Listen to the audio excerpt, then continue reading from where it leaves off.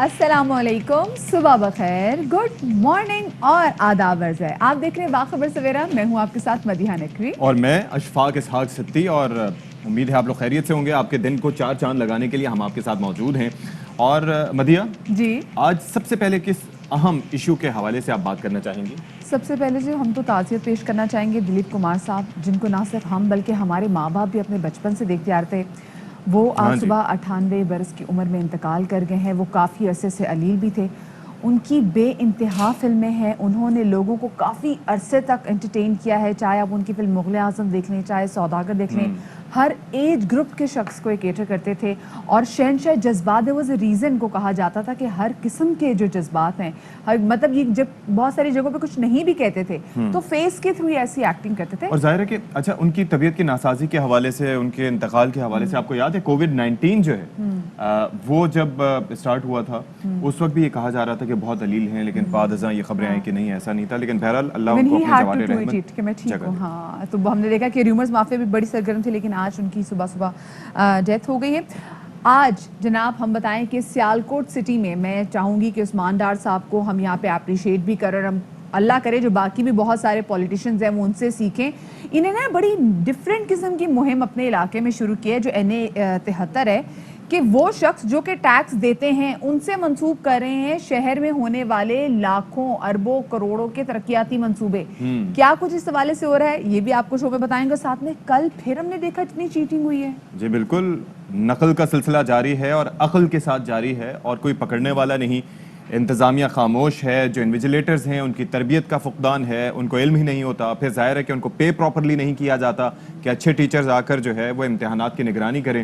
تو جو آتے ہیں وہ کام چلاتے ہیں اور یوں ہی نظام چلتا رہتا ہے. بالکل اس نظام کے حوالے سے بات کریں گے اور بہت ساری ہم خبریں، لیکن پہلے ٹاپ سٹوریز.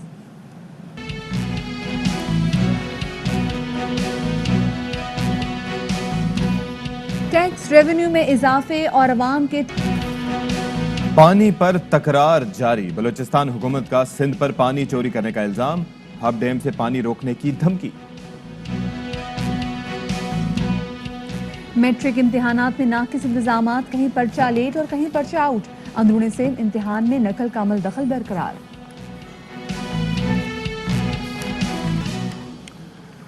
جی تو بڑی ایک افسوسناک خبر ہے. ظاہر ہے کہ دلیپ کمار صاحب کافی علیل تھے، اس طریقے سے ایکٹیو نہیں تھے. لیکن اگر ہم فلم فٹرنیٹی کی بات کریں، بھارتی فلم انڈسٹری کی بات کریں، بالی ووڈ کی بات کریں، تو وہاں پر ان کی موجودگی، ان کا ہونا، بہت ان بڑی کا بات زندہ تھی. رہنا وہ کافی سمجھا جاتا تھا. بالکل لیکن جی. اب وہ نہیں رہے. ہم دیکھتے تھے کہ وہاں پہ اب کنگ آف بالی ووڈ جن کو کہتے ہیں، اب خیر شاہ رخ خان ہم نے دیکھتے تھے اور ایسے بہت سارے ایکٹرز گاہے بگاہے ان کے پاس جاتے بھی تھے. اور جب یہ بہت زیادہ بیمار تھے، نہ صرف ان کی طبیعت کے بارے میں جاننے کے ان کے پاس جاتے تھے، بلکہ ویسے بھی ان کے پاس ٹپس لینے کے بعد بھی جاتے تھے. بیکاز ان کو نہ صرف بالی ووڈ میں بلکہ اگر ہم بر صغیر میں دیکھیں تو ان کو شہنشاہ جذبات کہتے ہیں. بھارتی میڈیا کے مطابق دلیپ کمار کو 30 جون کو سانس لینے میں مشکلات کی وجہ سے ایک ہی مہینے کے وقفے سے دوسری مرتبہ اسپتال میں منتقل کیا گیا تھا. سماجی روابط کی ویب سائٹ ٹویٹر پہ بھی دلیپ کمار کے انتقال کی تصدیق کی گئی. اور طویل عمری کی وجہ سے دلیپ کمار کو چند سال سے سانس لینے میں مشکلات، سینے میں تکلیف، پھیپھڑوں اور گردوں کے مسائل کی وجہ سے اسپتال داخل کرایا جا رہا تھا. بھارتی وزیر اعظم نریندر مودی نے بھی دلیپ کمار کے انتقال پر افسوس کا اظہار کیا. پشاور میں 11 دسمبر 1922 کو پیدا ہونے والے دلیپ کمار کا اصل نام یوسف خان تھا اور انہوں نے 1944 میں 22 سال کی عمر میں فلم جوار بھاٹا سے فلمی دنیا میں قدم رکھا تھا. اچھا، اس کے ساتھ ساتھ انہوں نے کئی فلموں میں کام کیا، لیکن اصل پہچان جو ہے ان کی وہ 1960 میں بننے والی تاریخی فلم مغل اعظم سے ملی، جس میں انہوں نے شہزادہ سلیم کا کردار ادا کیا. اور ایسے کمال کردار ادا کیا کہ مجھے ایک عرصے تک لگتا تھا، ہم جب بھی سوچتے تھے کبھی مغلیہ حکومت کے بارے میں تو یہ لگتا یہی تھا کہ شہزادہ سلیم جو ہیں وہ یوسف خان ہی ہیں، وہ دلیپ کمار ہی ہیں. انہوں نے بالکل اس میں سچائی کا رنگ ایسے بھرا اس کردار میں. اور جناب اس کے ساتھ ساتھ انہوں نے جو فلمیں ہیں اپنے فلمی کریئر کے دوران، اس کے علاوہ مغل اعظم کے علاوہ ملن، جگنو، شہید، ندیا کے پار، انداز، جوگن، بابل، آرزو، ترانہ، ہلچل، دیدار، اور اس کے ساتھ ساتھ بہت سی فلمیں ہیں. بالکل بہت بڑی فلم ان کی سوداگر بھی تھی. جی دلیپ کمار کو ان کی ان خدمات کی بنا پر ہمیشہ ہم لوگ یاد رکھیں گے. اب ذرا آگے بڑھتے ہیں اور ذرا ٹیکس ریونیو کے حوالے سے بات کرتے ہیں کہ ملک میں ٹیکس ریونیو میں اضافے اور عوام کے ٹیکس کا پیسہ بچانے کے لیے حکومت کی جانب سے کوششیں جاری ہیں عوام کے ٹیکس کا پیسہ بچانے اور انہیں تکلیف میں مبتلا نہ کرنے کے لیے. بلکہ جی اگر جی یہ کہا جائے کہ پیسے کے صحیح استعمال Yes. اور اس کو ٹرانسپیرنٹ بنانے کے لیے یہ اقدام کیا گیا ہے. بالکل جی بڑا اہم اقدام ہے جو کہ کیا ہے وزیر اعظم عمران خان نے. پروٹوکول اور سیکیورٹی میں مزید کمی کا فیصلہ کیا اور ساتھ میں وزیر اعظم عمران خان نے ایک ٹویٹ بھی کیا ہے کہ آئندہ کسی نجی تقریب میں پروٹوکول اور سیکیورٹی کے ساتھ نہیں جائیں گے. اور ساتھ ہی ساتھ جناب نہیں جائیں گے اور اس کے ساتھ ساتھ وزراء کا بھی جو پروٹوکول کم کرنے کا اس پہ نظر ثانی کا فیصلہ کیا گیا ہے. وزراء اعلیٰ گورنرز اور وزراء کی سیکیورٹی پروٹوکول پر نظر ثانی کی جائے گی. فواد چودھری جو کہ وفاقی وزیر اطلاعات ہیں وہ یہ کہتے ہیں کہ کابینہ کے اگلے اجلاس میں اس حوالے سے جامع پالیسی پر فیصلہ ہوگا. صاحب کو یہ رپورٹ حکومتی اکابرین جن میں صوبائی جو ہمارے پارٹی کے اعلیٰ عہدیدار ہیں اور وفاق میں بھی وہ پروٹوکولز زیادہ استعمال کر رہے ہیں. اور وزیر اعظم نے یہ کہا ہے کہ دیکھیں میں خود صرف رات کو اس لیے نہیں نکلتا کھانوں پہ نہیں جاتا شادیوں پہ نہیں جاتا کیونکہ مجھے لگتا ہے کہ میرے جانے سے لوگوں کو تکلیف ہوگی اور ایک ایکسٹرا آرڈنری پروٹوکول جو ہیں ان کو اوائڈ کرنا چاہیے. لہٰذا انہوں نے اس بارے میں سختی سے ہدایت کی ہے اور تمام متعلقہ محکموں کو بھی بتا دیا گیا ہے اور تمام وزراء کو اور گورنرز کو اور جو صوبائی ہمارے اکابرین ہیں ان کو بھی بتایا گیا ہے کہ آپ اپنے پروٹوکولز میں کمی لائیں اور جہاں پر بھی ایکسیسو پروٹوکول ہوگا وزیر اعظم صاحب اس کے اوپر ایکشن لیں گے. اچھا یہاں پر مقصد یہ ہے کہ صرف عوام کے ٹیکس کا پیسہ ہی نہیں بچانا حکومت کا ہدف ٹیکس دینے والوں کی حوصلہ افزائی کرنا بھی ہے. اور اس سلسلے میں وزیر اعظم کے معاون خصوصی برائے امور نوجوانان عثمان ڈار نے ایک نہایت ہی منفرد قدم اٹھایا ہے جو کہ پورے پاکستان میں جس کی مثال نہیں دیکھتے. وہ یہ کہ ان کے شہر میں سیالکوٹ سٹی میں NA73 میں یہ کیا جا رہا ہے کہ وہ لوگ جو کہ ٹیکس پیئرز ہیں بڑی بڑی اماؤنٹ میں ٹیکس دیتے ہیں ان کی حوصلہ افزائی اس طرح سے کی جا رہی ہے کہ سیالکوٹ شہر میں جو ترقیاتی منصوبے ہیں چاہے وہ لاکھوں کے ہو کروڑوں کے ہوں یا اربوں کے ہوں ان کے نام سے یعنی کہ ٹیکس پیئرز کے نام سے وہ منسوب کیے جا رہے ہیں. اس کا سنگ بنیاد بھی وہ رکھتے ہیں وہ آتے ہیں اور اس کے بعد تختی بھی ان کے نام سے لگائی جاتی ہے اور جو ہوسٹ کرتے ہیں جو ایونٹ ہوتے ہیں وہ ہوسٹ کرتے ہیں عثمان ڈار صاحب. سو جناب یہ بڑا زبردست اور ایک اور چیز یہ بھی ہے کہ دنیا بھر میں مدیہ یہ ہمیشہ سے یہ روایت رہی ہے کہ جو ٹیکس پیئرز ہوتے ہیں ان کی بڑی عزت کی جاتی ہے ان کو پرکس اینڈ پریولیجز ملتی ہیں.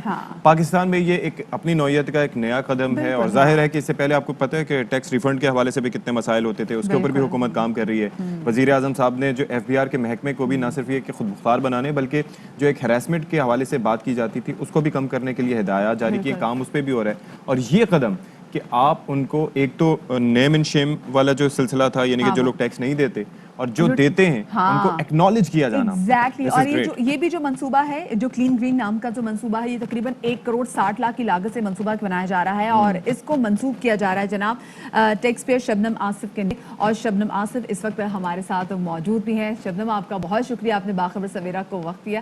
سب سے پہلے تو بتائیے گا کیونکہ آپ نے سب سے زیادہ ٹیکس اور حکومت نے پھر آپ کے اقدام کو سراہا بھی تو یہ جو آپ کو اعزاز دیا گیا ہے کہ آپ کے نام سے منصوبہ جو ہے اس کو ایسوسیٹ کریں گے کیسے تاثرات ہیں آپ کے؟ I am feeling very honoured اور بہت بہت مجھے خوشی ہوئی جو اس اعزاز کے ساتھ. اور نہ صرف میں سمجھتی ہوں ساری خواتین کے لیے ایک یہ بہت بڑا اعزاز ہے ہمارے ملک کے لیے کہ ہماری ملک کی خواتین بھی اس کو دیکھتے ہوئے یہ ایک بہت بڑا حوصلہ افزائی کا مقام ہے جو حکومت نے دیا ہے. تو میں اس کے لیے PTI عمران خان کی بہت تھینکفل ہوں اور ساتھ ساتھ جو عثمان ڈار صاحب ہیں ان کی ایفرٹس کو بھی اپریشیٹ کرتی ہوں کہ وہ خواتین کو آگے لا رہے ہیں.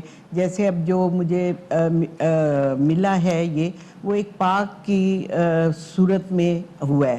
تو ایک پارک بہت بڑی اچھی سوچ ہے کہ خواتین کے لیے ایک ایسی جگہ ہو جہاں وہ بھی ٹھنڈی فضا میں جائیں نہیں تو وہ شہروں میں بند گھروں میں. تو یہ ایک بڑا اچھا ویژن ہے بڑی اچھی سوچ ہے.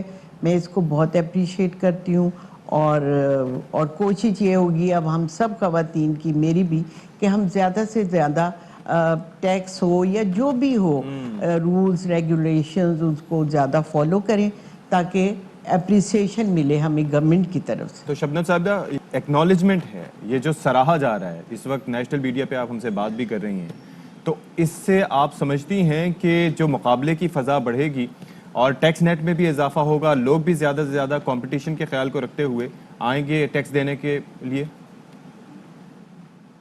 میں سمجھتی ہوں اس میں 100% ایسے ہی ہوگا, کیونکہ یہ دور ہے مقابلے کا. ہم بری باتوں میں تو بہت مقابلے میں لگتے ہیں, مگر یہ ایک ایسی اچھی چیز ہے جو بزنس کمیونٹی خاص کر اس میں اویئرنیس آئے گی, اور نہ صرف خواتین بلکہ میں سمجھتی ہوں مردوں میں بھی یہ مقابلہ ہوگا. اس سے حوصلہ افزائی ہوتی ہے بہت زیادہ کہ آپ نے کتنا ایکسپورٹ کیا یا آپ نے ٹیکس کس طرح دیا. تو اس میں میں سمجھتی ہوں کہ یہ بہت اچھا ویژن ہے. اچھا شبنم صاحبہ, یہ کہے گا کہ ٹیکس پیئرز کی حوصلہ افزائی کے لیے جو حکومتی اقدامات ہیں, کیا آپ ان سے سیٹسفائیڈ ہیں, آپ مطمئن ہیں, یا پھر آپ کو لگتا ہے کہ اس میں مزید بہت کچھ کیا جا سکتا ہے؟ کافی حکومت اس معاملے میں نئے نئے قوانین بنا رہی ہے اور لگی ہوئی ہے, اور انشاءاللہ کامیابی بھی ہوگی, ٹائم لگتا ہے. اس میں میں یہ سمجھتی ہوں کہ ایک ہمارے ملک میں اس وقت 1% جو ہیں وہ ٹیکس پیئرز ہیں. آپ سوچیں کہ 1%, اگر یہ 10 بھی ہو جائے نا تو ہمارا ملک ترقی اور کامیابی کا ایک گہوارہ بن جائے. تو ہمیں چاہیے کہ ہم اس کے لیے جو میرے خیال میں ایک لسٹ آف ٹیکس پیئرز بنائیں اور اس کو ویب سائٹ پہ لگائیں, تو لوگوں کو اویئرنیس آئے گی, لوگوں میں جذبہ پیدا ہوگا, حوصلہ افزائی ہوگی, اور آگے بڑھنے کی اور اچھا نام کمانے کا جذبہ پیدا ہوگا.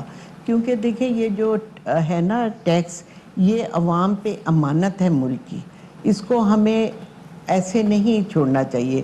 یہ فرض ہے ہمارا اور ہمیں اسے ادا کرنے چاہیے اپنے ملک کی خوشحالی کے لیے, ترقی اور کامیابی کے لیے. اچھا جی, یہ تو بتا دیا کہ گورنمنٹ کو کیا کرنا چاہیے تاکہ لوگ آئیں اس طرف. جو لوگ خود سے نہیں آتے ان کے لیے آپ کوئی پیغام دینا چاہیں گی, کیونکہ آپ مشعل راہ ہیں؟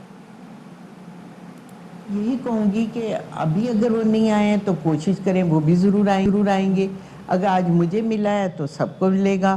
اس میں خواتین کے ساتھ مرد حضرات بھی اس میں آگے آگے بڑھیں, حوصلہ افزائی ہوگی ان کی بھی, اور ملک کی بھی خدمت کا ایک طریقہ ہے. چلیں, بہت شکریہ شبنم. آصف صاحبہ ہمارے ساتھ موجود تھی سیالکوٹ سٹی میں 1,60,00,000 روپے کی لاگت سے کلین گرین پارک جس کا افتتاح کیا گیا ہے, ان کو ان کے نام سے منسوب کیا گیا ہے. یہی سنگ بنیاد رکھیں گی, انہی کے نام کی تختی لگے گی. اور یقیناً جناب داد کے مستحق عثمان ڈار صاحب بھی, اور اللہ کرے ایسے آئیڈیاز جو ہیں وہ باقی تمام پولیٹیشین کو بجائے اپنے حلقوں میں بھی ایسا ہی کام کریں, کیونکہ بہت زیادہ ضرورت ہے اپریسیشن کی, ایکنالجمنٹ کی. اپریسیشن کی بہت زیادہ ضرورت ہے. جب آپ کوئی کام کرتے ہیں تو اس حوالے سے آپ کو کوئی بھی اس کے بارے میں فیڈ بیک نہ ملے. اشفاق, اونرشپ سے اونرشپ کتنی بڑھتی ہے. جب ہم بتاتے ہیں نا کہ ہم اپنا اتنا ٹیکس پے کرتے ہیں اپنے ملک کے لیے, تو اونرشپ کتنی. نہیں, ایک اور بھی فیکٹر اس میں ہوگا نا کہ دیکھیں میرے شوہر کی کمائی اتنی ہے, فلانے کی اتنی ہے, وہ اب آگے کہیں گے کہ ٹیکس دیتے ہیں تو اس سے پھر کیلکولیٹ کریں گے کہ ٹیکس اتنا زیادہ ہے تو اس کا مطلب کمائی بھی زیادہ ہوگی. تو یہ کمپٹیشن کا احساس بھی ہوگا. ان کے خاتون کے ہسبینڈ نے جو ٹیکس نہیں پے, یہ خاتون ٹیکس پیئر ہیں. تو یہ سوچیں کہ مطلب یہ کتنی امپاورڈ خاتون ہے. تو بڑا اچھا لگا. میرے خیال سے ایسی اور مثالیں ہمارے سامنے آنی چاہیے. اب ذرا آگے بڑھتے ہیں, اور اب جو مثال ہم آپ کے سامنے پیش کرنے جا رہے ہیں جناب, یہ کوئی نئی مثال نہیں جو کہ سندھ میں دی جاتی ہے, اسپیسیفکلی اندرون سندھ میں. یہ بہت پرانی مثال ہے جناب یہ نقل کی.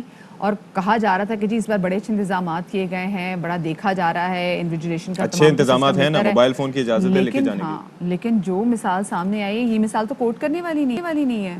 اور جناب پیپر آؤٹ ہونے کا سلسلہ جاری ہے, یعنی کہ میدان کھیل میں کھلاڑی آؤٹ ہوتے ہیں, لیکن میدان امتحان میں پیپرز آؤٹ ہوتے ہیں, اور مسلسل آؤٹ ہوتے ہیں, اور وقت سے پہلے آؤٹ ہوتے ہیں. بالکل. اور کہیں تو پیپر 9:30 بجے شروع ہونا ہوتا ہے تو 9 بجے پیپر سٹارٹ کر دیا جاتا ہے, پھر وہ واٹس ایپ کی زینت بنتا ہے. بالکل جی. اور آج سکھر میں بھی جو ہے وہ امتحان کا جو پرچہ تھا وہ پھر سے آؤٹ ہو گیا. کل بھی ہم نے دیکھا کہ ریاضی کا امتحان تھا, اس کا پرچہ بھی آؤٹ ہو گیا 1.5 گھنٹے پہلے. تو میٹرک امتحانات ناقص انتظامات کی وجہ سے انتظامیہ کے لیے کافی زیادہ کڑا امتحان بنے ہوئے ہیں. اندرون سے نقل مافیا کے سامنے انتظامیہ ایسا لگ رہا ہے بالکل بے بس ہے. جیسے کل کی بات بھی ہم نے کی, میتھس کا پیپر تھا جو کہ تقریباً آغاز سے 4 منٹ پہلے ہی آؤٹ ہو گیا. ادھر کراچی میٹرک بورڈ کے امتحانات میں 38 سینٹر کنٹرول افسران کو بدنظمی کا ذمہ دار قرار دیا گیا. مطلب 438 وہ ایگزامینیشن سینٹر تھے. جناب یہ تو ایک چلتا ہی رہا, اور اس کا حل اسی وقت ہوگا جب کمپیٹنٹ لوگ آئیں گے جن کو پراپرلی پے بھی کیا جائے گا. سکھر میں کیا صورتحال ہے؟ سہرش کھوکر ہمیں اس وقت براہ راست جوائن کر رہی ہیں. السلام علیکم سہرش, امید ہے آپ خیریت سے ہوں گی. آج بھی کوئی اچھی خبر کوئی دیکھنے میں آئی ہے یا وہی سلسلہ جاری ہے؟ وعلیکم السلام اشفاق اینڈ مدیہ. صورتحال یہ ہے کہ آج 9ویں جماعت کا پہلا کیمسٹری کا پیپر ہے اور حسب روایت کیمسٹری کا پرچہ بھی جو ہے وہ باہر پہنچ چکا ہے بذریعہ واٹس ایپ اور اس کو جو ہے وہ بوٹی مافیا کی رسائی حاصل ہو چکی ہے. اندر امتحانی مرکز کی اگر بات کریں ہم تو امتحانی مرکز میں یہاں پر جو طالب علم تھے امتحانات دینے کے لیے جو امیدوار آئے ہوئے تھے ان کے ہاتھوں میں کیمسٹری کی گائیڈز اس طرح سے تھی اور وہ اس طرح سے اس کی نمائش کر رہے تھے جیسے کہ وہ بہت پرفخر انداز سے جو ہے وہ بہت اچھا کام سر انجام دینے آئے ہیں. یہاں پر ان کا امتحان ہے مگر ان کو دیکھ کر یہ کہیں سے بھی نہیں کہا جا سکتا تھا کہ وہ تیاری سے محنت کر کے یہاں پر پیپر حل کرنے کے لیے آئے ہیں. مگر امتحانی مرکز میں آتے ہی ہم نے دیکھا, ہماری آنکھوں نے یہ دیکھا اور ہم اب اپنے ناظرین کو یہ بات دکھا رہے ہیں کہ طالب علم جو ہیں وہ بے خوف ہو چکے ہیں. اس کی ایک بہت بڑی وجہ یہ ہے کہ ہماری انتظامیہ جو ہے وہ ان ساری چیزوں سے لا علم ہو گئی ہے, وہ نظر انداز کری اور وہ اس نقل کے کاروبار میں, اس نقل کے کام میں جو ہے وہ بچوں کا ساتھ دے رہے ہیں, ان کا مستقبل تباہ کر رہے ہیں. آج 9ویں جماعت کا کیمسٹری کا پرچہ جو ہے وہ اس وقت جاری ہے. امتحانی مرکز میں بچے پیپر دے رہے ہیں لیکن نقل کا بازار بھی جو ہے وہ انتہائی سرگرم نظر آ رہا ہے. آج بھی سرگرم نظر آ رہا ہے. بہت شکریہ جی. سیرش کوکر ہماری سکھر کی نمائندہ موجود تھی اور یہاں پہ مجھے لگ رہا ہے اس کا کوئی سلوشن ہی نہیں ہے کیونکہ جو میٹرک بورڈ کے چیئرمین ہے شرف علی شاہ صاحب, جناب وہ کہتے ہیں کہ جو ذمہ دار تھے ان کے خلاف ہم نے ایکشن لے لیا, ان کو معطل کر دیا, باقی پرچہ دوبارہ نہیں لیا جائے گا. ہاں, پرچہ دوبارہ نہیں تو لیا جو جائے گا. صورتحال ہے وہ آپ کے سامنے ہے. میٹرک بورڈ کے جو سالانہ امتحانات کے موقع پر فزکس, یہ جو سب سے پہلے پیپر ہوا تھا, اس کے میں دیکھا کہ بہت ساری جگہوں پہ تاخیر بھی ہوئی اور اس تاخیر کے ذمہ دار 38 CCOs کے خلاف کارروائی کا فیصلہ بھی کیا گیا ہے. اور چیئرمین میٹرک بورڈ سید شرف علی شاہ کہتے ہیں کہ پرچہ دوبارہ نہیں لیا جائے گا. مزید بتا رہے ہیں انور خان. جی دیکھیں, میٹرک کے سالانہ امتحانات کا آغاز ثانوی تعلیمی بورڈ کراچی کے تحت جس طریقے سے ہوا وہ طلبہ و طالبات اور والدین کے لیے جو ہے وہ انتہائی اذیتناک ثابت ہوا. متعدد امتحانی مراکز کے اوپر پرچہ نہیں پہنچ سکا تھا جس کی وجہ سے امیدواروں کو مشکلات کا سامنا کرنا پڑا اور وہ امیدوار جو کہ امتحانات کے اندر پوری تیاری کر کے آتے ہیں وہ ذہنی طور پر انتہائی مشکلات کا شکار ہوئے. ہم موجود ہیں ثانوی تعلیم بورڈ کے چیئرمین سید شرف علی شاہ کے ساتھ, ان سے گفتگو کریں گے کہ ان کا موقف کیا ہے. یہ بتائیے 38 ایسے افراد کہ جن کی آپ کو انڈوز کر چکے ہیں, جن کے بارے میں آپ بتا چکے ہیں, تو کیا سمجھتے ہیں یہ 38 افراد ہی بنیادی طور پر ذمہ دار ہیں اس صورتحال کے, اور اب تدارک کیسے ہوگا اس کا؟ اب تدارک تو اس کا جو ہے وہ ان کو سزا دی جا سکتی ہے. باقی پیپر جو ڈیلے ہو گیا ہے وہ پیپر جو ہے ہم کنڈکٹ ہو گیا ہے, وہ دیر سے ہوا جی, لیکن پیپر ہم نے لے لیا ہے. لیکن اب ان کے لیے ہم نے تمام جو ہے جو ملوث افراد تھے ان کو سسپینڈ کر دیا ہے. ان میں سے جو گورنمنٹ ٹیچرز ہوں گے ان کو گورنمنٹ نے بڑا سخت ایکشن لیا ہے کہ ان کو وہ سسپینڈ کریں گے, اور جو پرائیویٹ اسکول ہیں ان کو ہم تو اور کچھ نہیں کر سکتے, لیکن ان کی تاحیات جو ہے وہ بورڈ کی اسائنمنٹ ان کی ہم بند کر دیں گے. پرچہ کن کن امتحانی مراکز پر دوبارہ لیا جائے گا اور کس مضمون کا؟ یہ جو ہے کل جو ہے جنرل گروپ کا جو ہے پیپر تھا جہاں پہ پیپر جو ہے وہ نہیں ہو سکا, اور انہی مراکز میں جو ہے امتحان دوبارہ ری ٹیک ہوگا. 38 ایسے افراد کی نشاندہی کی گئی ہے یا ہوئی ہے کہ جو کہ اس امتحانی عمل کے اندر رکاوٹ بننے کا سبب بن کر سامنے آئے ہیں. 3 رکنی اعلیٰ اختیاراتی کمیٹی کی رپورٹ کا انتظار ہے جس کے بعد اب قانونی کارروائی کی جائے گی ان لوگوں کے خلاف جو کہ ثانوی تعلیم بورڈ کے سالانہ امتحانات 2021 کے پہلے پرچے کے دوران انتہائی مجرمانہ غفلت کے مرتکب پائے گئے.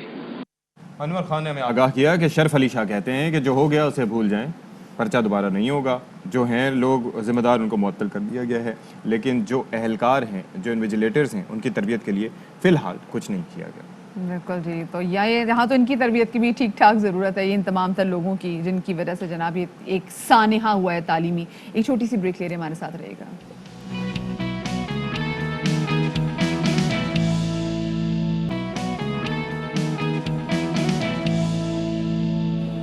جی جناب, اب بات کر لیتے ہیں افغانستان کی صورتحال کی کہ افغانستان کی جو صورتحال ہے اس سے پورے خطے کا امن جڑا ہے. افغانستان پیسفل ہے تو پاکستان پیسفل ہے اور خطے کے دیگر ممالک بھی اس سے متاثر ہو سکتے ہیں. تو امریکہ نے افغان پیس پروسیس سے بھی پہلے تو افغانستان سے رخصت ہو رہا ہے, اس کے ساتھ ساتھ جو پیس پروسیس چل رہا تھا اس سے بھی ہاتھ اٹھا لیے ہیں. بالکل جی. ترجمان امریکی محکمہ خارجہ نیڈ پرائس کہتے ہیں کہ جی افغان مذاکرات میں امریکہ فریق نہیں ہے, افغان تنازع کا کوئی فوجی حل نہیں, سیاسی حل ہی افغانستان میں امن کا راستہ ہے.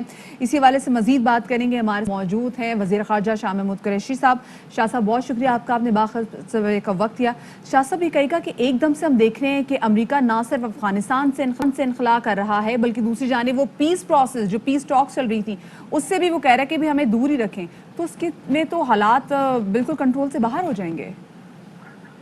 देखिए, जो अमन का रास्ता है उसकी तलाश के लिए जो मुनासिब जो हमें रास्ता तलाश करना है वो गुफ्त-ओ-शुनीद है। अफगानिस्तान में देरपा अमन के लिए गुफ्त-ओ-शुनीद के अलावा कोई दूसरा रास्ता नहीं है। अमेरिका उसमें बैठे ना बैठे, अफगानों को बैठना है। अपने मुस्तकबिल का फैसला अफगानों ने करना है। अशरफ गनी साहब की हुकूमत और उनके हुक्मरान जो हैं इस वक्त अफगानिस्तान के और तालिबान, इन्होंने बैठकर अपने मुस्तकबिल के बारे में फैसला करना है कि हमें किस किस्म का अफगानिस्तान चाहिए, हमें कैसी जमहूरियत चाहिए, हमारे आइन में क्या शिकें होनी चाहिए, उसमें अगर तरमीम दरकार है तो कहाँ कहाँ दरकार है। देखिए, अमन के रास्ते में अफगानिस्तान की बका है। मेरी तो पहले दिन से यही ख्वाहिश थी और यही जुस्तजू है और रहेगी कि ये बैठकर अपने शाह साहब, हमारी और पाकिस्तान की कोशिश तो यही रही है कि अफगानिस्तान में अमन कायम हो और पाकिस्तान फैसिलिटेट भी करता रहा है जो मुज़ाकराती अमल है। अब अमेरिका निकल गया यहाँ से, तो उस सूरत में ये किरदार कौन अदा करेगा उनको बिठाने का? देखिए, सबसे अहम जिम्मेदारी तो उनकी अपनी है।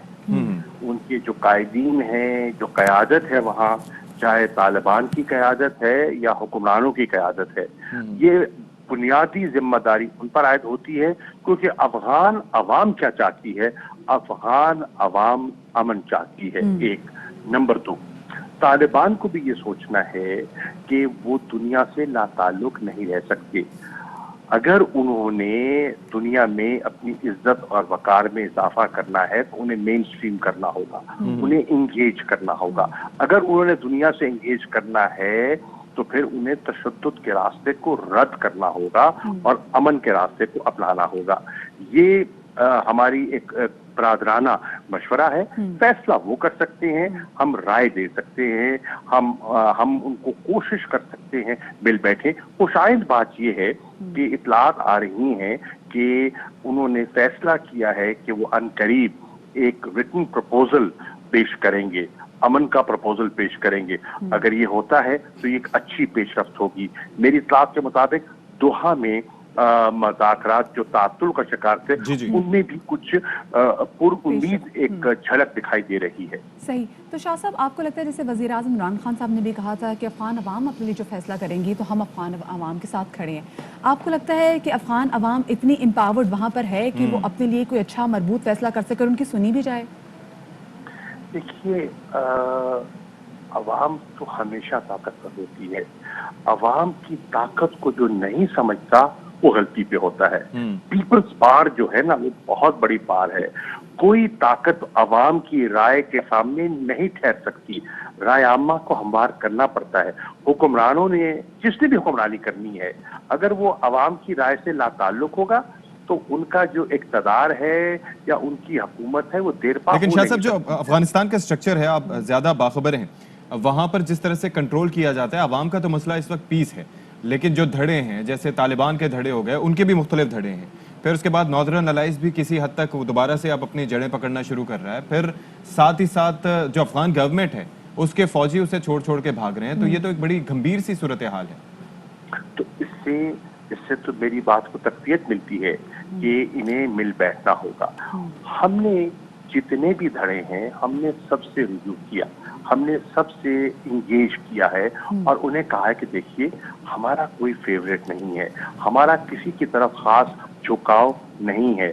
आप बैठिए, आप अपना फैसला कीजिए, जो आप फैसला करेंगे हम दियानतदारी से उसे कबूल करेंगे, हम आपके साथ ताउन करेंगे। हम अमन चाहते हैं, हम इस्तेहकाम चाहते हैं, हम अफगानिस्तान की खुशहाली चाहते हैं, यकजहती चाहते हैं और हम अफगानिस्तान के जरिए सेंट्रल एशिया से कनेक्टिविटी चाहते हैं। ठीक है जी, बहुत शुक्रिया शाह महमूद कुरैशी साहब, अलग सुबह हमारे साथ मौजूद थे। और obviously this is very critical है कि अफगानिस्तान से अमेरिका निकल गया और जाहिर है कि मुज़ाकराती अमल से भी निकल गया, और अब उसके अंदर किसी नए क्या प्लेयर की वहां पर होना जरूरी है जो कि ان دھڑوں کو اپنا انفلوئنس یوز کرتے ہوئے بالکل، وہاں پر کنٹرول بٹھا کر سکے، سکے۔ کیونکہ صرف مشورے سے یہ معاملہ حل ہونے والا نہیں ہے۔ کیونکہ دیکھیں نا، ابھی آپ دیکھیں ابھی جولائی ہے، سٹارٹ آف جولائی میں ہم دیکھ رہے ہیں کہ وہاں پہ جو افغانی افواج ہیں وہ اپنی جان بچانے کے لیے وہ تاجستان فرار ہو گئی ہیں۔ 25% ہتھیار ڈال افغانستان کے ہتھیار ان ڈال کے دیے ساتھ انہوں مل نے، رہے ہیں۔ 25% افغانستان پہ آلریڈی ہم دیکھ رہے ہیں کہ جو ہے طالبان وہ قابض ہو رہے ہیں۔ تو اب یہ دیکھنا ہے کہ جب تک سپٹمبر آئے گا تب تک وہاں پہ کیا صورتحال ہوگی، تو یہ دیکھنا بہت زیادہ ضروری ہے، اور عالمی قوتوں کو بھی یہاں پہ دیکھنا پڑے گا کہ بغیر سیٹلمنٹ کے آپ باہر تو نکل گئے، جیسے بگرام ایئر بیس کی بار بار بات کر رہے تھے، تو راتوں رات جو ایویکیوٹ کر کے وہاں سے گئے ہیں، تو یہاں سے بھی پتہ چل رہا ہے کہ ان کی کتنی ill planning تھی، کمٹمنٹ کتنی تھی اور ill planning کتنی تھی یہاں پہ۔ اور اب ذرا ہم اسلام آباد کے والے سے بات کریں گے۔ کچھ بہت ڈسٹربنگ، بہت ٹراماٹائزنگ قسم کی ویڈیوز اسلام آباد سے آئیں۔ اسلام آباد میں بیسکلی ہوا یہ کہ ایک شخص ایک فلیٹ کے اندر گھستا ہے، وہاں پہ ایک لڑکا لڑکی ہے اور ان کو بلیک میل کرتا ہے، ان کی ویڈیوز بناتا ہے، ان کو برہنہ کر کے لڑکی ان کی ویڈیو بناتا ہے، اور اس کے بعد ان کو دھمکی دیتا ہے پیسے دینے کی، اور کہتا ہے کہ اگر مجھے پیسے نہیں دو گے تو میں تمہاری ویڈیو وائرل کر دوں گا۔ یہ واقعہ کل یا پرسوں کا نہیں ہے، یہ واقعہ بیسکلی پیش آیا ہے 2 مہینے پہلے، لیکن اب کیونکہ ویڈیو سرفیس پہ آئی ہے تو اس کے بعد ہم نے دیکھا ہے کہ جو مرکزی ملزم ہے، یہ نیچ آدمی جس کو آپ کالے رنگ کے شلوار قمیض میں دیکھ سکتے ہیں، جو کہ بڑے واہیات طریقے سے یہ لڑکے سے بھی اور لڑکی سے بھی مخاطب ہو رہا تھا، کل اسلام آباد پولیس نے اس لڑکے کو گرفتار کیا۔ نہ صرف اس کو بلکہ اس کے جو ایک ساتھی، کیونکہ یہ ایک شخص نہیں تھا اشفاق، اس کے ساتھ اس کے کافی فرینڈز سے جو اندر انٹر ہوئے تھے، ان میں سے ایک اور شخص فرحان کو بھی گرفتار کر لیا گیا ہے۔ چلیں جی، یہ بڑے اچھا قدم اٹھایا اور یہ مناظر آپ دیکھ سکتے ہیں اور obviously بڑے کنسرننگ ہیں۔ ذوالقرنین حیدر ہمیں مزید تفصیلات دیں گے۔ ذوالقرنین بتائیے گا، یہ 2 مہینے پہلے یہ واقعہ پیش آیا، ویڈیو کیسے سرفیس ہوئی اور اب کیا کن دفعات کے تحت اس شخص کو گرفتار کیا گیا ہے؟ جی بالکل، جو عثمان مرزا ہے یہ بیسیکلی پراپرٹی ڈیلر بھی ہے اور گاڑیوں کی خرید و فروخت کا بھی کام کرتا ہے، اور ویڈیو اس نے وائرل کی، اور سوشل میڈیا پر جب یہ ویڈیو وائرل ہوئی تو اس کے بعد تحقیقات شروع ہوئی فوری طور پہ۔ اسلام آباد پولیس بھی، انتظامیہ بھی، تو یہ معلوم ہوا کہ یہ عثمان مرزا ہے اور اس نے یہ 2 ماہ قبل ویڈیو بنائی تھی اور یہ ویڈیو بھی اس نے وائرل کی۔ اس پر پولیس نے رات کو عثمان مرزا کو فوری طور پہ گرفتار کر لیا تھا، اور جو اس کے واقعے کا مقدمہ ہے وہ درج کر لیا ہے، اور اس میں یہ کہا گیا ہے کہ 5 سے 6 افراد نے لڑکی اور لڑکے کو اسلحے کے زور پہ حبس بیجا میں رکھا، لڑکی کو برہنہ کر کے دھمکیاں دی جاتی رہیں، اور لڑکا اور لڑکی کو دونوں کو تشدد کا نشانہ بھی بنایا گیا۔ واقعہ جو ہے E11-2 میں یہ پیش آیا تھا۔ پولیس نے لل صبح جو اس کا دوسرا ساتھی ہے فرحان، اس کو بھی گرفتار کر لیا ہے، جبکہ باقی جو لوگ ہیں ان کی گرفتاری کے لیے مخصوص چھاپے مارے جا رہے ہیں، کیونکہ جیسے ہی رات کو عثمان کو گرفتار کیا تھا ARY نے یہ خبر بھی بریک کی تھی، اس کے بعد ملزمان جو ہے وہاں سے غائب بھی ہو گئے تھے، لیکن پولیس کا یہ کہنا ہے کہ اب تمام جو ملزمان ہیں وہ گرفتار کر لیے جائیں گے۔ ایسا یوزل کرنا نہیں بتائے گا کہ کیا اسٹیٹ کی مدعیت نے مقدمہ درج کیا گیا ہے؟ جی بالکل، کیونکہ لڑکی یا لڑکے کی جانب سے کوئی درخواست نہیں دی گئی، پولیس کی جانب سے بہت کوشش کی گئی ہے کہ ان سے بات بھی کی جائے، لیکن ان کی طرف سے کوئی درخواست نہیں آئی، جس پر سرکار جو ہے یہ مدعیت بنی ہے، اور تھانہ گولڈا کا سب انسپکٹر ہے ان کی مدعیت میں یہ مقدمہ درج کیا گیا ہے۔ اس مقدمے میں حبس بیجا کی دفعات لگائی گئی ہیں، تشدد، سنگین نتائج کی دھمکیاں دینا، یہ تمام جو دفعات ہیں یہ بھی لگائی گئی ہیں۔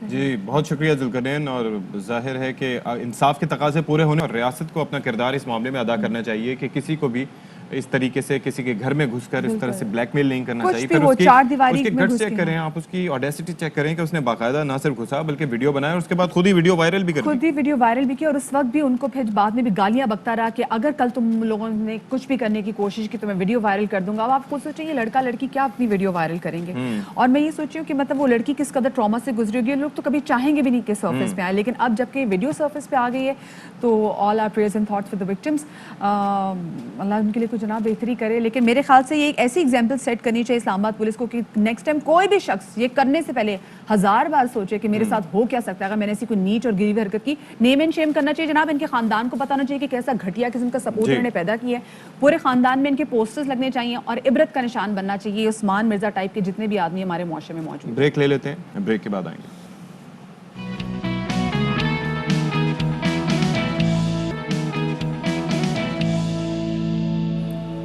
اچھا جی، تو اب بات کر لیتے ہیں عید قرباں کے حوالے سے۔ عید کی آمد ہے، آمد ایسے ہے کہ اسی مہینے عید ہے، ٹھیک ہے؟ تو اب یا جناب تو 20 کو ہے یا تو 21 کو ہے، آپ پہلے بتا دیں، آپ ٹائم لائن بتا دیں، وقت بتا دیں کب۔ ہاں نہیں وقت کر یا تو 20 کو 21 کو، آپ بتائیں کب ہے عید؟ 21 کو۔ اچھا انشاءاللہ۔ تو اب جناب اس حوالے سے جو مویشی منڈیاں ہیں ان میں رونق بڑھنے لگی ہے.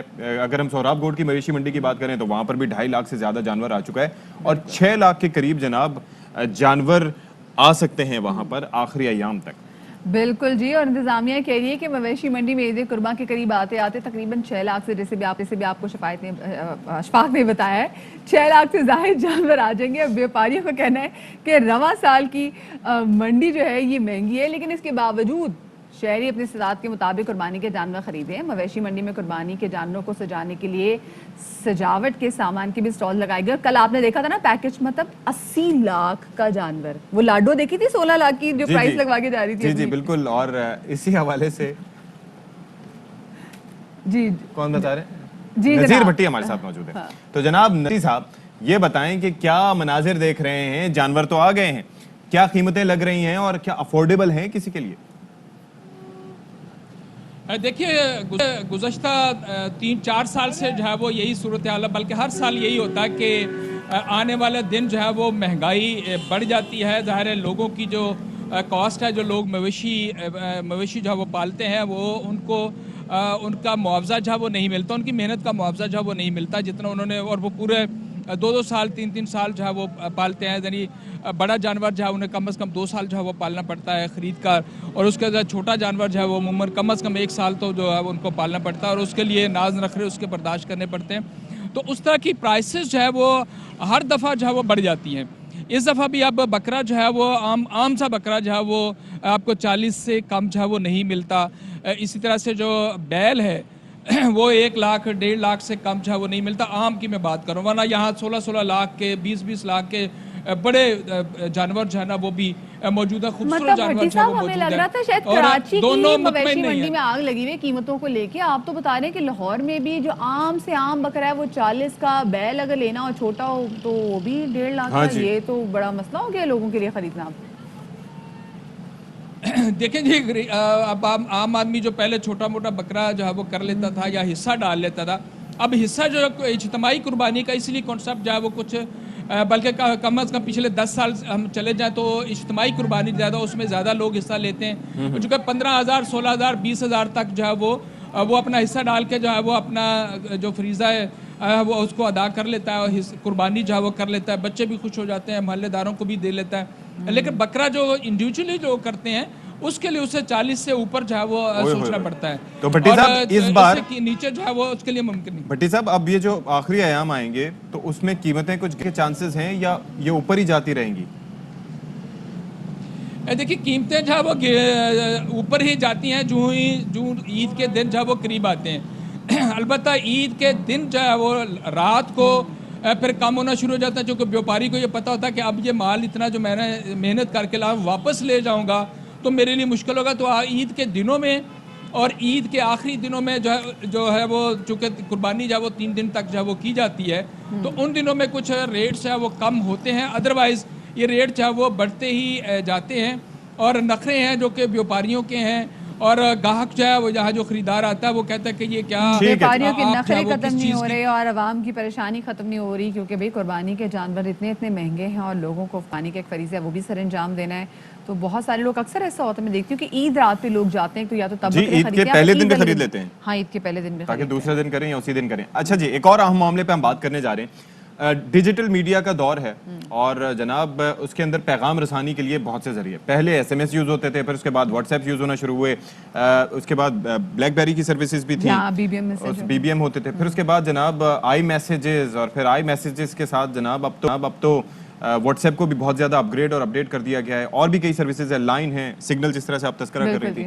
تو اب جناب ان کو یاد ہے آپ نے دیکھا جو پچھلے دنوں جو واٹس ایپ پہ آتا ہے کہ جی واٹس ایپ کی جو سیکیورٹی جو پرائیویسی کی جو پالیسیز ہیں وہ بڑی چینج ہو رہی ہیں, سیکیورٹی جو ہے آپ کی چیٹ کی وہ جناب اب تو بڑی مشکل میں پڑ گئی. اس کے بعد میں دیکھا کہ کتنی سگنل پہ کتنے لوگوں نے ایک دن میں ڈاؤن لوڈ کی تھی. بہت جناب, اور اب جناب دیکھنا یہ ہے کہ آگے کیا ہو رہا ہے. تو اس وقت یہ ہو رہا ہے کہ جناب جو آئی میسیجز سے زیادہ محفوظ کہا جا رہا ہے کہ واٹس ایپ نے اپنے آپ کو کر دیا ہے اور بڑی انکرپشنز لے آیا ہے, اور بڑی جو ہے اینڈ ٹو اینڈ انکرپشنز, اور پتہ نہیں وہ تو پہلے بھی تھی, تو کیسے کیا, اور ساتھ ہی ساتھ گوگل کی جانب سے بھی اپنے میسیجز کو کوئی محفوظ اور مؤثر بنایا جا رہا ہے. تو اسی پر بات کرنے کے لیے ہمارے ساتھ موجود ہیں سوشل میڈیا ایکسپرٹ کمال فریدی صاحب. السلام علیکم کمال, ایک بار پھر سے آپ کا خیر مقدم. یہ بتائیے ذرا یہ ویسے ہے کیا چکر, آئی میسیجنگ زیادہ محفوظ ہے اور یا پھر واٹس ایپ زیادہ محفوظ ہے؟ دیکھیں میسیجنگ کی story short messaging services SMS سے ہی سٹارٹ ہوتی ہے.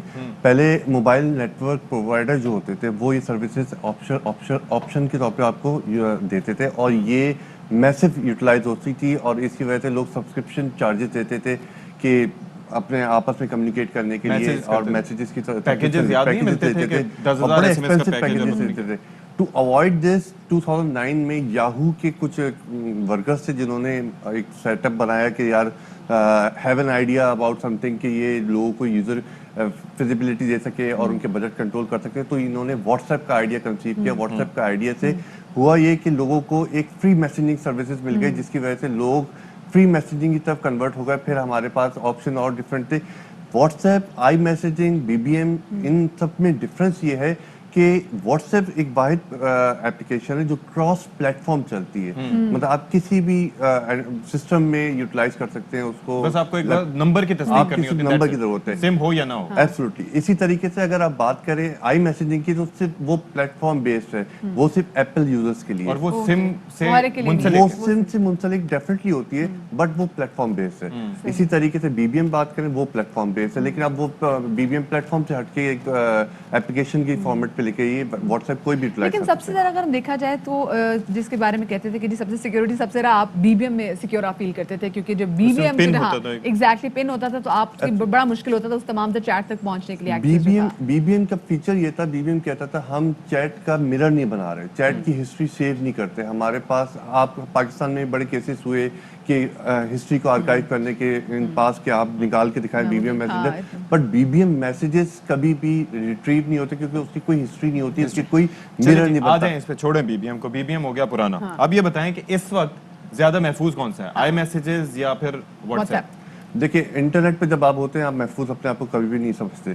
سب سے پہلے کیونکہ آپ اپنے آپ کو اوپن کرتے ہیں, آپ اپنی پروفائل, اپنے پکچرز, اپنے ایکسس, اپنے ڈیٹا کو ایکسس دیتے ہیں انٹرنیٹ کو. Even if you are using any kind of secure, آپ ہر آپشن کو چیک کر لیں, بٹ ایون اگین آپ کے موومنٹ آپ کی in control with the applications, the provider اور جس کا یہ آپ موبائل گیجٹ چوز کرتے ہیں ان سب کے پاس ایکسس جیسے ہوتا ہے. کچھ ایپس دیکھتے ہیں, اسنیپ چیٹ دیکھیں, اسنیپ چیٹ میں وہ اتنا سیکیور ہے کہ آپ اسنیپ چیٹ میں اگر کسی کی کوئی اسکرین شاٹ لینے کی کوشش کریں تو اگلے کو پتہ چل جاتا ہے. دوسرے فون سے لے لیں, کیسے پتہ چلے گا؟ ہاں وہ لیکن آپ اپنے فون سے, جیسے ہم واٹس ایپ میں بہت ساری چیزیں لیک بھی ہوتی ہے, اس میں یہ ہوتا ہے کہ ہم کسی کی اسکرین شاٹ جو ہے وہ لے لیتے ہیں یا اس کے بعد ہماری کسی کی وائس نوٹ جو ہے وہ اگر آگے کر دیتے, تو کیا ایسا کوئی پروسیجر آپ دیکھتے ہیں کہ آگے بنے گا کہ کسی کے بھیجے ہوئے جو وائس نوٹس ہیں وہ اس کی پرمیشن کے بغیر آپ آگے فارورڈ نہیں کر سکتے؟ دیکھیں ابھی آپ یوٹیوب کا انوائرمنٹ دیکھ رہے ہیں, یوٹیوب پہ کس طریقے سے کوئی بھی ویڈیو اپلوڈ ہوتی ہے تو وہ امیڈیٹلی آپ کو کاپی رائٹ کلیم مارک کرتا ہے. کیونکہ کانٹینٹ اس کا ڈیجیٹلائزلی سگنیچر ہو جاتا ہے.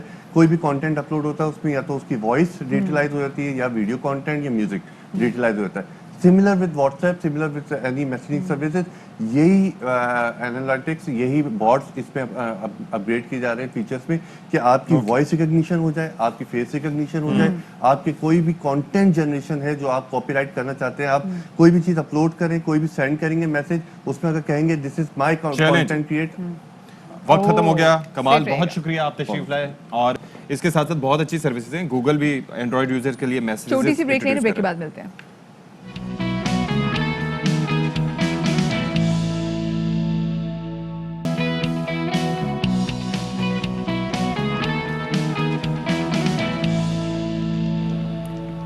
جی جناب, ایک بار پھر سے آپ کا خیر مقدم ہے. پروگرام ہے باخبر سویرا, اور میں تعارف اپنا نہیں کرواؤں گا, نہ ہی مدیحہ کا, بلکہ آپ کا نام تو میں نے لے لیا ہے, لیکن خیر میں ابھی اشفاق کا نام نہیں لوں گی. اوہ میں نے بھی اشفاق کا نام لے لیا.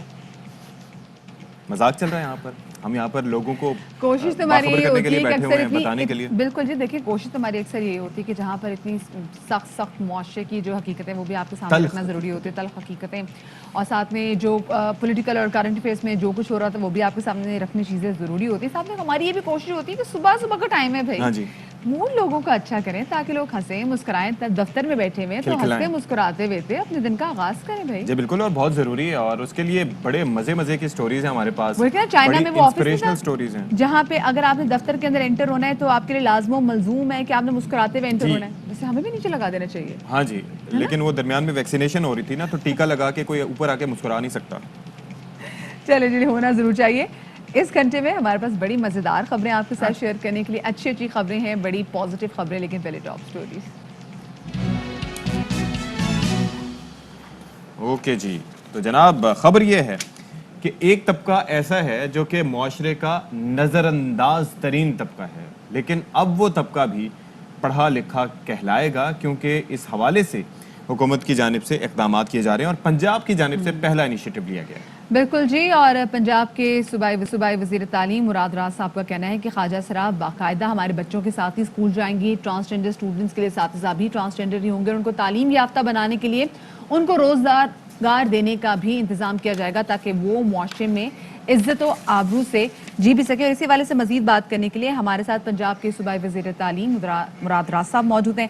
सर, बहुत शुक्रिया आपका, आपने बाखबर सवेरा को वक्त दिया। सर, बड़ा ज़बरदस्त इनिशिएटिव लिया है कि आप ट्रांसजेंडर्स के लिए एक अलहदा से सकेंगे, लेकिन वहाँ पे बात ये की जा रही है कि वहाँ पे उनको ट्रांसजेंडर्स ही पढ़ाएंगे भी। सो कहाँ से लाएंगे आप बाकी ट्रांसजेंडर्स को पढ़ाने के लिए, ऐसे पढ़े लिखे ट्रांसजेंडर्स? देखें, सबसे पहले तो मैं आपको ये बताऊं कि जो कह रहा है ना कि वहाँ पे, ये आपको गलत खबर किसी ने दी है कि वहाँ ट्रांसजेंडर्स ही पढ़ाएंगे। अच्छा, ठीक। वहाँ पे फीमेल टीचर्स मैंने कहा पढ़ाएंगी। ओके।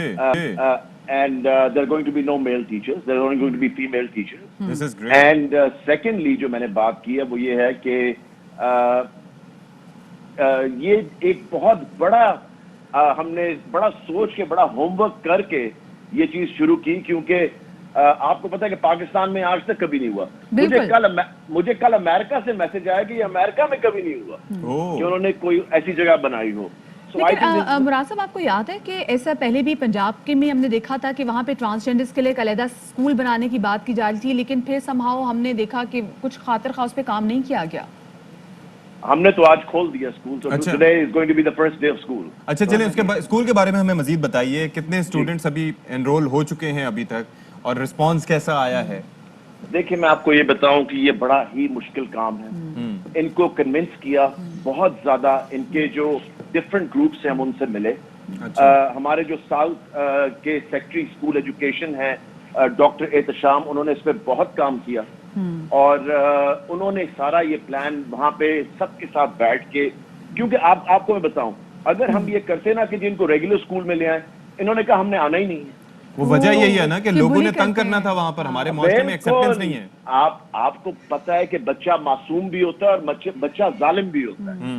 तो लेकिन अब मेरे ख्याल से मुराद साहब, कितनी अच्छी बात होती ना कि अगर हम बाकी जैसे रेगुलर स्कूल्स में ही इनको लेकर आते तो बाकी बच्चों में एम्पैथी बढ़ती, क्योंकि फिर वही बात होती कि हमने इनको फिर अलहदा कर दिया, हमने ट्रांसजेंडर्स का स्कूल ही अलहदा से कर दिया। ना, one step at a time. Ji, one step at a time. हमारा टारगेट यही है कि इनको रेगुलर स्कूल में एंड पे लेकर आना है, मगर दैट विल टेक टाइम। पहले तो उनका हमने डर निकालना है ना कि स्कूल जाना जो है, और उसका जो खौफ है स्कूल जाने का उनको, कि वहां पे उनके साथ पता नहीं कोई बदतमीजी होगी, मजाक उड़ाया जाएगा, हरास किया जाएगा। पहले उस फियर में से उनको निकालना है।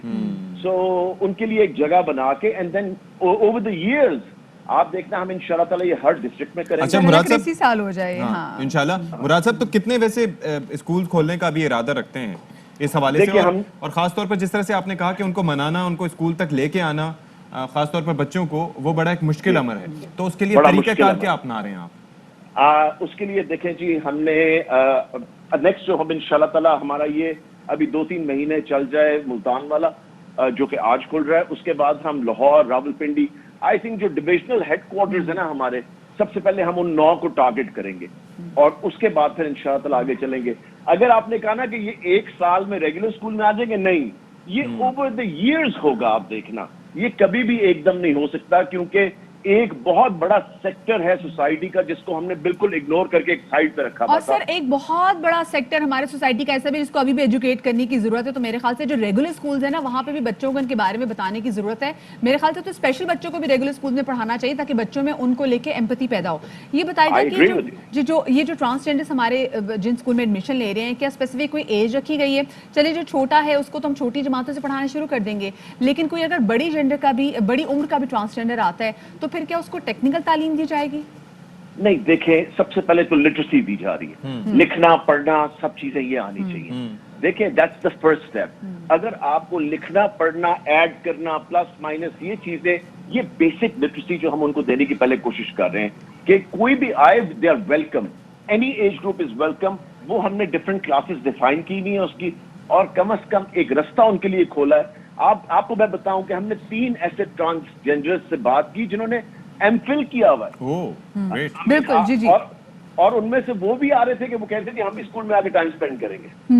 سو to teach them and to let them know کہ ہاں یہ سب کچھ ہو سکتا ہے. اچھا ڈاکٹر صاحب, اب یہ فرمائیے گا کہ چلیں پنجاب کی حد تک تو آپ نے انیشیٹو کا سوچا اور ملتان میں آج ایک اسکول کھل گیا, دوسرے صوبوں سے اس متعلق کوئی بات کی ہے کہ وہ بھی انیشیٹو لیں؟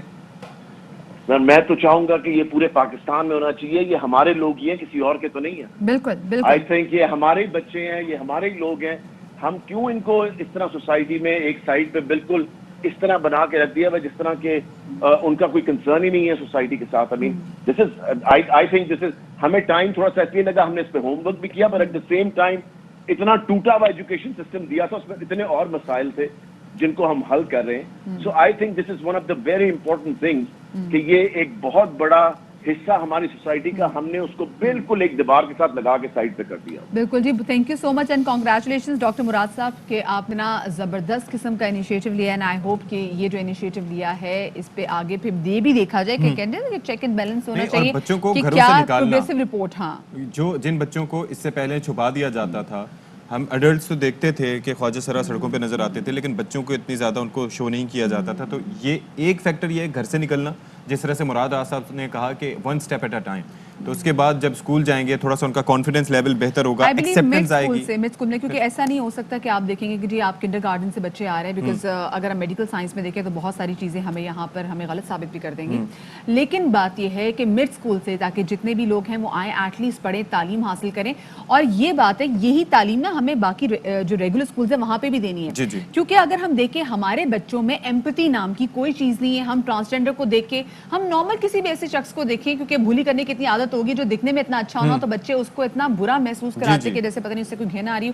تو یہ ٹرانسجینڈر سوسائٹی تو بہت عرصے سے نیگلیکٹ ہوتی چلی آ رہی ہے. جناب, یہ ہمارے معاشرے کا ایک افسردہ رویہ ہے کہ ہم کسی کو کچھ کہنے سے پہلے خیال نہیں کرتے, اور اس کے اثرات اس شخص کی پرسنالٹی پر بڑے برے مرتب ہوتے ہیں. تو یہ سوچنا چاہیے, تعلیم تو اسکول سے مل جاتی ہے لیکن تربیت گھر میں ہوتی ہے, تو گھر میں ماں باپ کو سوچنا چاہیے کہ کیا کرنا ہے. اچھا جی, گرمیوں کا موسم ہے اور گرمیاں جناب پورے ملک میں ہی چل رہی ہیں, تو ایسے میں چھت کی تپش سے لوگ ویسے ہی پریشان ہو جاتے ہیں, اور پھر جناب ہوتا یہ ہے کہ اے سی کا انتظام کرتے ہیں وہ گھروں کے اندر. اشفاق, ہوتا بیسکلی یہ ہے کہ اوپر چھتوں پہ جو گرمی آتی ہے, جو ہیٹ ابزارب کرتے ہیں وہ اندر کمروں میں بھی آتی ہے. اب سوچا جا رہا ہے کہ بھائی نا بجلی گھر میں آتی ہے اور بجلی جو آتی ہے وہ مہنگی بڑی ہے, تو ایسا کیا جائے کہ ہمارے گھر جو ہیں وہ ٹھنڈے رہیں. تو اس کا ایک مشورہ جناب یہ کہ آپ اپنے گھر کی چھت اگر آپ کے پاس ہے تو اس کو بنا لیں گارڈن. مدیحہ آپ گئیں, اور مدیحہ کیا اچھا, مطلب یہ کہ دیکھ کے ہی جو ہے وہ سرسبز اور ہریالی جو ہے وہ دیکھ کے, سبزیاں بھی تھی, سبزیاں بھی تھی وہاں پر, سبزیاں بھی اگائی ہوئی. اچھا, اور مدیحہ جناب وہاں پر جا کے پتے, طرح طرح کے پتے سونگ رہی تھی, کوئی اثرات تو اس کے مرتب نہیں ہوئے, کوئی چکر شکر تو نہیں آیا؟ تو مجھے لگا کہ میرے وہ جو سینسز ہیں نا وہ اور تیز ہوگی اس کی بات سے. اچھا, اور ایک کام آپ نے کیا, خواتین کی عادت ہوتی ہے کہ کسی بھی کپڑوں کی دکان میں جائیں گے نا, مہنگے سے مہنگا جوڑا دیکھ کے پھر اس کے بعد کہیں گے سب سے سستے والا کون سا ہے. یہی انہوں نے وہاں پر کیا, کیونکہ میں اپنے لیے خریدنے نہیں گئی کون سا ہے تھی, سستا, سب سے سستا کون سا ہے. عوام کے لیے لے کے گئی تھی. بریک لے لیتے ہیں, بریک میں ہم لڑائی کریں گے.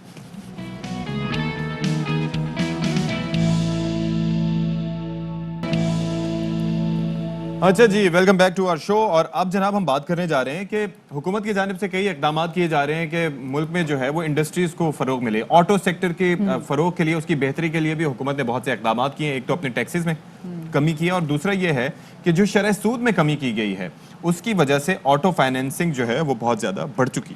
بالکل جی, اور دوسری جانب حکومتی مثبت پالیسی سے آٹو فائنینسنگ میں ریکارڈ اضافہ بھی ہوا ہے. بینکنگ شعبے کی جانب سے مجموعی طور پر آٹو فائنینسنگ 300 روپے کی بلند ترین سطح پر پہنچ گئے. ماہرین یہ کہہ رہے ہیں کہ اس کی بڑی وجہ یہ جناب کہ سود میں نمایاں کمی واقع ہوئی ہے. ہم نے پہلے بھی جب بجٹ بھی آیا تھا ہم نے تب بھی اس حوالے سے ڈسکشن کی تھی, اور تب بھی ہم نے ڈسکس کیا تھا کہ بھائی کہ اگر سود میں کمی واقع کی گئی ہے تو پھر یہ ٹیکس میں کمی واقع کی گئی ہے, تو پھر یہ دیکھیں کہ ہو سکتا ہے کہ گاڑیوں کی قیمت ہو کم.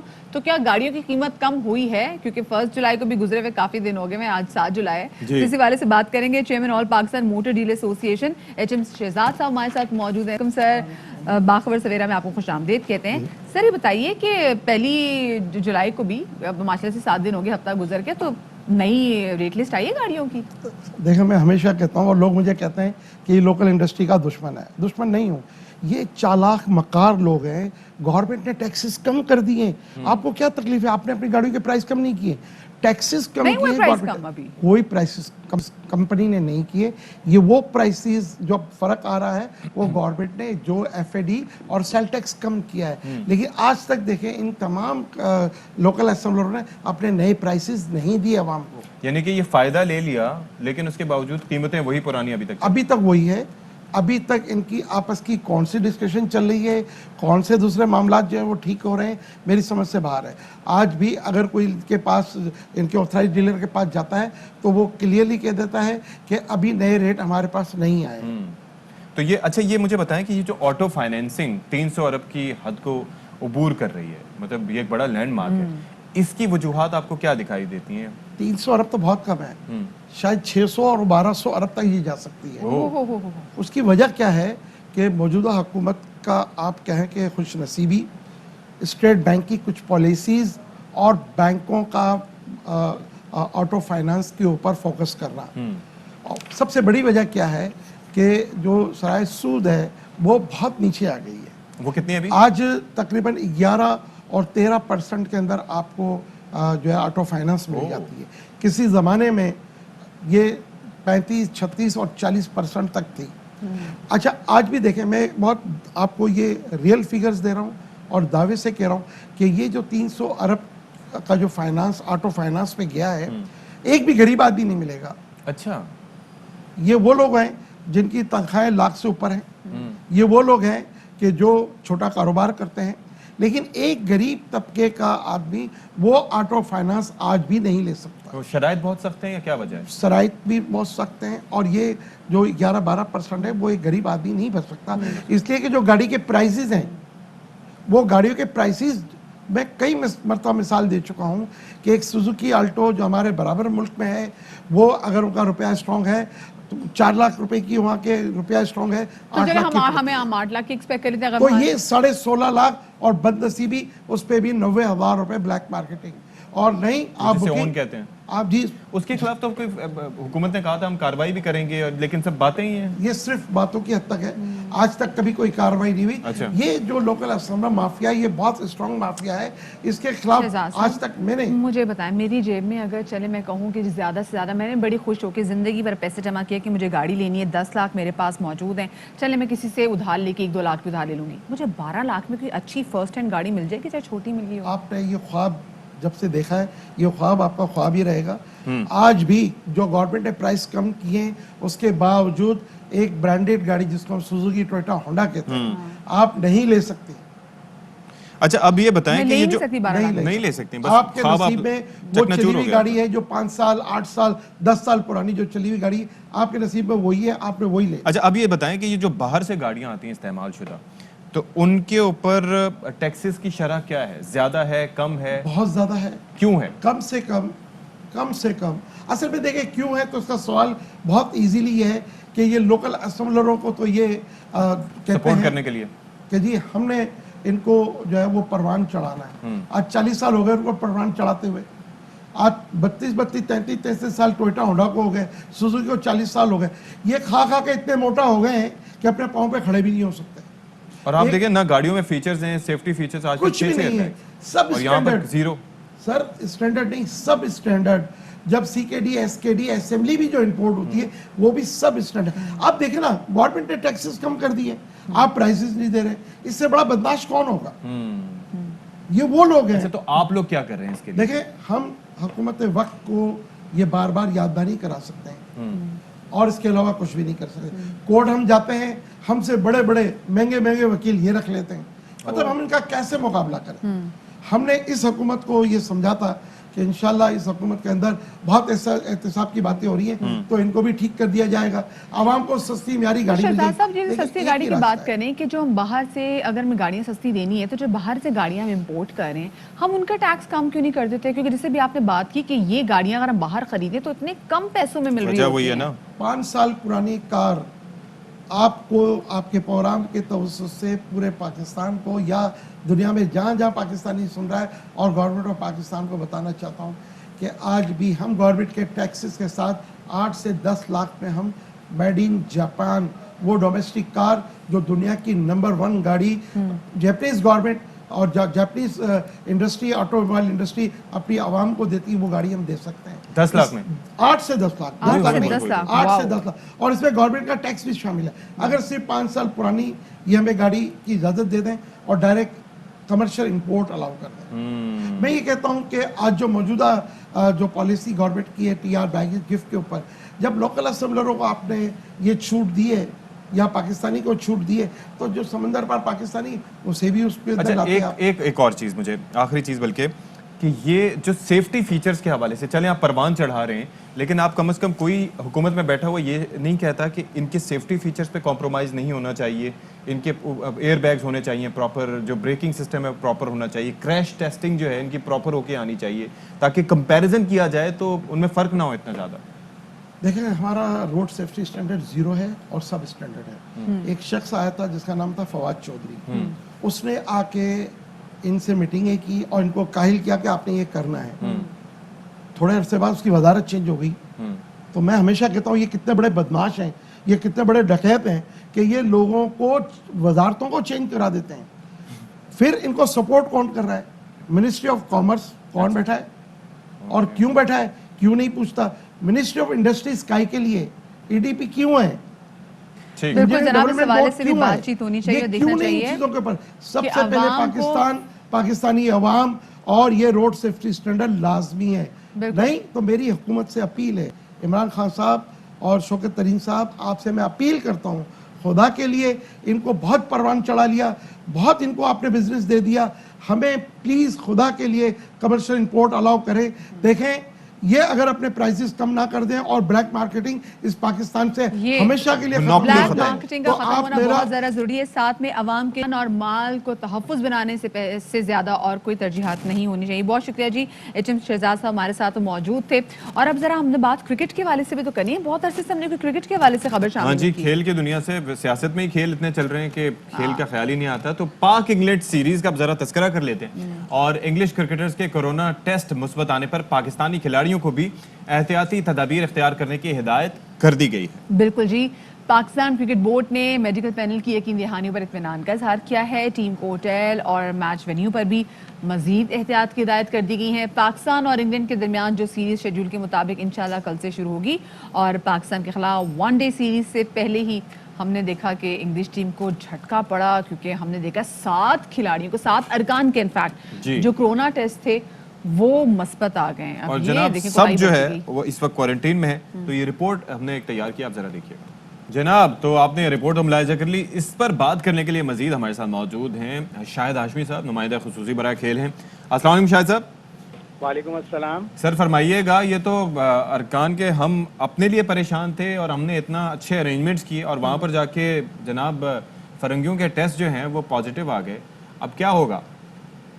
یہ مقافات عمل ہے. دسمبر 2020 میں انگلینڈ کی ٹیم نے جنوبی افریقہ کا دورہ چھوڑ دیا تھا. آخری 3 ون ڈے ہی نہیں کھیلے کہ آپ کے ہاں 2 پازیٹیو کیسز آ گئے ہیں. تو اب مقافات عمل ہے, اب ان کیا ہو گیا. لیکن انگلینڈ نے یقین دہانی کرائی ہے کہ ہم پاکستان کو مکمل حفاظتی اقدامات دے رہے ہیں, اس لیے آپ سیریز کھیلیں. تو پاکستان کرکٹ بورڈ نے اطمینان کا اظہار کیا. جمعرات کو پہلا ون ڈے ہوگا, لیکن آج وہ 18 کھلاڑی جو نئے ہیں جن کا اعلان کیا گیا ہے ان کے پی سی آر ٹیسٹ ہوں گے. اگر ایک آدھ بھی اس میں سے کورونا پازیٹیو آ گیا تو پھر تھوڑی تباہی ہو سکتی ہے. اچھا مجھے یہ بتائیں ہاشمی صاحب, اگر پاکستان کے جو کرکٹ اسکواڈ جاتا ہے اس میں سے چاہے 4 یا 5 ارکان کے بھی کورونا ٹیسٹ پازیٹیو آ جائے تو پوری دنیا میں ڈھنڈورا پڑ جاتا ہے. بھائی پاکستانی دیکھیں وہ اسکواڈ وہاں پہ گیا تھا, ان کو کورونا ٹیسٹ پازیٹیو آ گیا, لوگ ڈرنے لگ جاتے ہیں. پھر یہ بھی کہنے لگ جاتے ہیں نہیں بھی جب پاکستان میں میچ ہوگا ہم نہیں جائیں گے, چاہے پتہ نہیں سال بھی پڑا ہو. لیکن ہم انگلینڈ میں دیکھ رہے ہیں جناب کہ 7 ارکان کے کورونا ٹیسٹ پازیٹیو آ گئے ہیں, لیکن وہ ڈھنڈورا جو پاکستان کے خلاف پیٹا جاتا ہے ویسا ڈھنڈورا وہ کہتے ہیں نا it's not a big deal. ہاں it's not a big deal. یہ یقیناً بڑے فورم پہ آئی سی سی کے فورم پہ یہ بات احتجاج کرنی چاہیے. آسٹریلیا نے جب سنا کہ انگلینڈ جنوبی افریقہ کا دورہ چھوڑ کے چلا گیا تو انہوں نے مارچ اپریل میں جنوبی افریقہ کا ٹور کرنا تھا, وہ انہوں نے منع کر دیا. اس پہ کافی جنوبی افریقہ نے واویلا مچایا تھا. تو یہ جو بگ 3 ہیں انگلینڈ, آسٹریلیا اور بھارت, یہ اپنے یہاں ان کے یہاں کچھ بھی ہو جائے یہ اپنی دوسری والی ٹیموں کو دبا کر کھلا لیتے ہیں. لیکن جب دوسری ٹیموں کے یہاں لوور رینک کی ٹیم کے یہاں کچھ ایسا ہوتا ہے, چھوٹے ملکوں کے ایسا ہوتا ہے, تو یہ سارا मलबा छोटे मुल्कों के ऊपर डाल देते हैं, तो ये बात गौरतलब है और एहतजाज करना चाहिए। लेकिन पाकिस्तान क्रिकेट बोर्ड ज़ाहिर है ताउन कर रहा है। पिछले साल पाकिस्तान की टीम गई कोरोना के बावजूद और इंग्लैंड को अच्छा खासा माली फायदा हुआ पाकिस्तान के वहां जाने से, और उसके बाद फिर इंग्लैंड ने पाकिस्तान को सिर्फ 2 T20 खेलने पर आमादगी का इजहार किया है। 14 और 15 अक्टूबर को यहाँ आएंगे, लेकिन वो सारी सिचुएशन भी अफगानिस्तान में जो अमन है उसके ऊपर डिपेंड करेगी। तो पाकिस्तान अपने तरफ से हम मेज़बानी के फ़राइज़ भी अंजाम देते हैं, हम झुक कर मिलते भी हैं। ये यकीनन गौरतलब मामला है और कुछ बड़े फोरम पे, ICC के फोरम पे इसके ऊपर ज़रूर बात अच्छा, अब ये बताइएगा कि ये जो कोरोना टेस्ट पॉजिटिव आए हैं, जाहिर है कि 7 अरकान के, तो उसके लिए मोराल काफ़ी डाउन होगा इंग्लिश क्रिकेट टीम की अगर हम बात करें, तो क्या पाकिस्तान को नफसियाती किसी हद तक बढ़तरी होगी? यकीनन बढ़तरी होनी चाहिए। जो इंग्लैंड के पहले 18 खिलाड़ी थे, अगर वो 100% थे तो ये 60-70% रह जाएंगे। काउंटी के अच्छे प्लेयर्स हैं ये सारे जिनको सेलेक्ट किया गया है, लेकिन एडवांटेज टू पाकिस्तान की बॉलिंग अच्छी है। सिर्फ एक पाकिस्तान को हमेशा का दुख ये होता है कि पाकिस्तानी बैट्समैन अगर स्कोर बोर्ड पे अच्छा स्कोर, अच्छा टोटल, अच्छा मजमुआ सजा दें तो फिर पाकिस्तान की जीत चलिए जी, नफसियाती बढ़तरी तो हो, लेकिन मुझे टेंशन ये कि आज हमारी भी, क्योंकि टीम के जो 18 लोगों के PCR टेस्ट होने, तो अल्लाह करे ये तमाम लोग नेगेटिव आए, परफॉर्मेंस इनकी पॉजिटिव लेकिन टेस्ट इनके नेगेटिव। बहुत शुक्रिया जी, शायद हमारे साथ मौजूद थे। जल्दी से हम छोटी सी ब्रेक ले रहे हैं, ब्रेक के बाद मिलते हैं।